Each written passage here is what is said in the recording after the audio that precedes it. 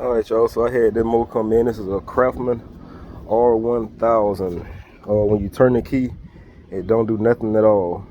So give y'all a basic rundowns and everything. They got sensors everywhere, and I'm gonna show you what the problem was and what I did to it.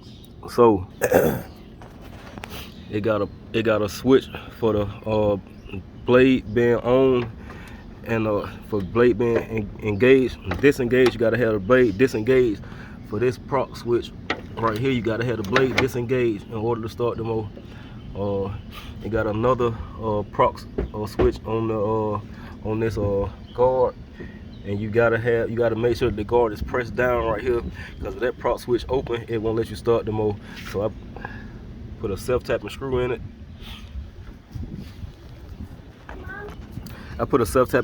So the blade, so the guard don't come up. Then also you got another proc switch for your seat, so you have to press the seat down. You got it's a proc switch in the brake somewhere, I ain't seen it, but you gotta have the brake fully depressed in order to start the motor.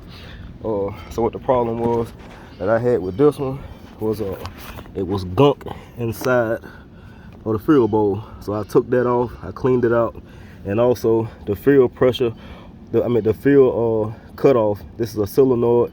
It opens to let fuel flow, and it closes so no fuel can flow if one of these proc switches ain't pressed in. So that had gunk on it.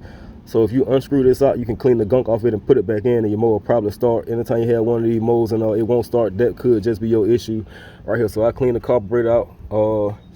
In total, I would say the job took me about 2 hours, because I don't have much time to mess with them. I don't have much. I work. I just fix stuff sometime on the side, but that's pretty much all. Turn the key on. Every time you turn that key on, the solenoid opens to let fuel flow. So get on here and sit down. You got the blade blades disengaged. We got that thing in, so that's check 1, 2. Your seat is number 3, and your brake is number 4. As long as you got that, you got it in neutral.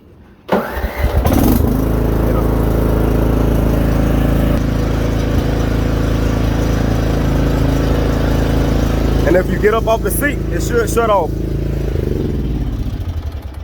And that's it. So that's a quick video instead of watching somebody give you the runaround for how to fix your motor.